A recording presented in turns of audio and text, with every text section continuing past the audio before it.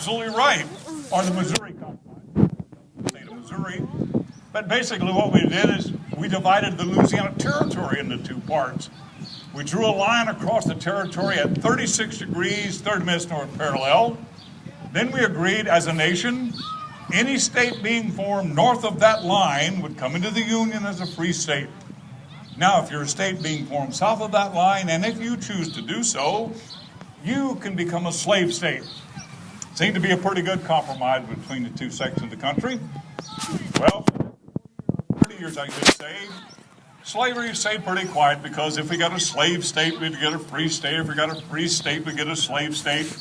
Up to the year 1850. But in 1850, we had a territory that we'd acquired during what we called the Mexican War called California. Well, something very important happened in California just a year before in 1849. Anybody recall what happened in California in 1849? Something very important. The gold rush. Enough people went to California, they qualified for statehood. And so in 1850, California has to become a state. California's got a couple problems. I guess the first problem might be the old Missouri Compromise line of 1820, because if we extend that to the Pacific Ocean, you're going to get two states. Well, California does not want to be two states. California wants to be one state. The other problem is California wants to be a free state, and there goes that balance we've been trying to maintain. In order to get California as a free state in 1850, what do we have to do? What's the word we've been using, everybody? We compromised. I was just kidding. We compromised, and since it took place in 1850, wonder what would be a good title for a compromise that took place in 1850. Any ideas? Compromise of 1850? No. It's called the California Compromise. No, I'm just kidding. It was also the Compromise of 1850. You're absolutely right. As a matter of fact, if you looked at the Compromise of 1850, what do you think the largest part of the Compromise of 1850 had to deal with, as usual? Slavery. Or in this case, a law concerning slavery. Now, for many years, we've had a law in our books called the Fugitive Slave Law. Now, this law says, in essence, that if you own a slave, your slave escapes and is captured, and you can prove ownership, should you have your property back? Absolutely, it's your property, right? I have to tell you, ladies and gentlemen, by 1850, most people up north started ignoring this law. Most of them said, we don't care. If your slave escapes, you will not get them back, and we will give them their freedom. I'm thinking if we're looking at this from a moral point of view, that's pretty good ground to be standing on. But let's just for a moment, let's look at this from the legal grounds. Now, we're very proud of the fact that the United States is a nation of law. We believe that the law is the most important thing.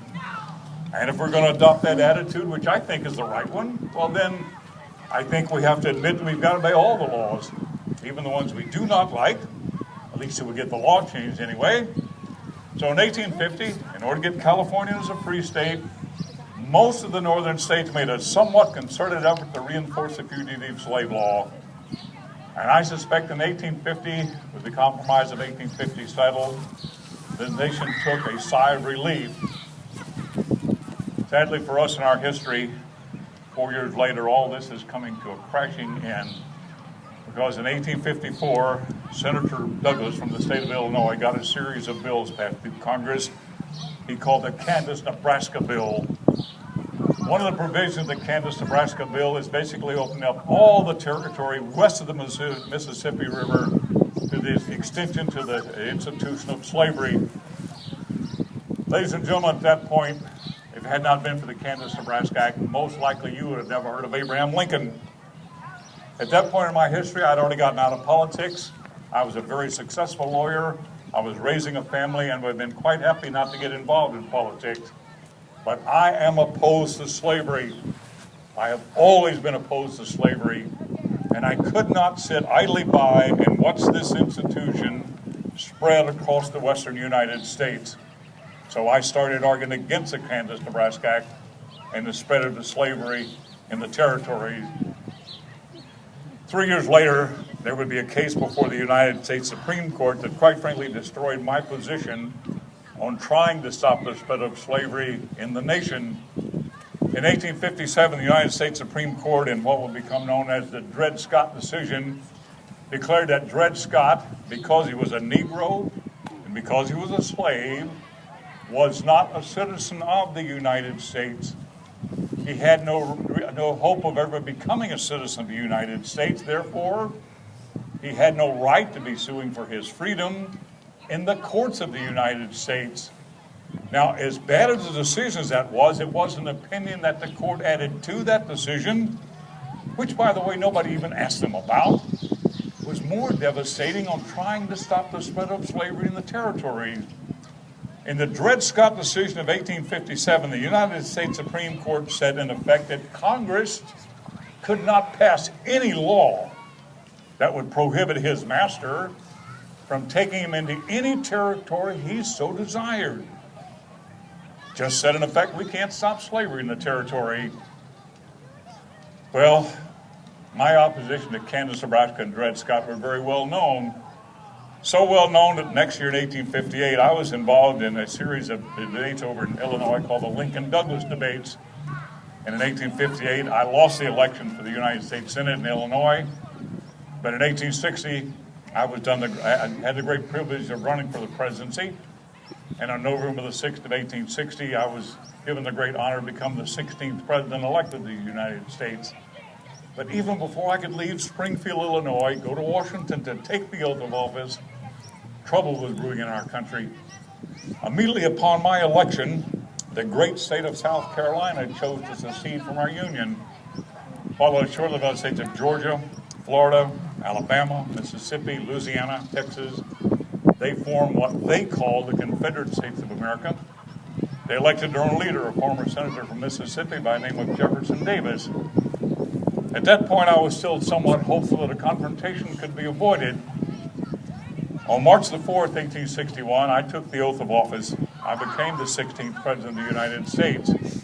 About 5 weeks later, on April the 12th of 1861, the attack on Fort Sumter would occur. At that point, ladies and gentlemen, there can be no more compromising. There can be no more discussion. One of the duties of the President of the United States is I must repel any invasion. It doesn't say whether you're from South Carolina or from Europe. And so I call for a volunteer force of 75,000 men to reestablish national authority. I declared a blockade of all our southern ports. And of course, when I took this action, 4 more states left the Union. Arkansas, Tennessee,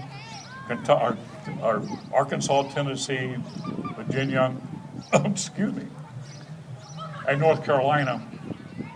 And for the next 4 years, our nation is involved in what we call the American Civil War.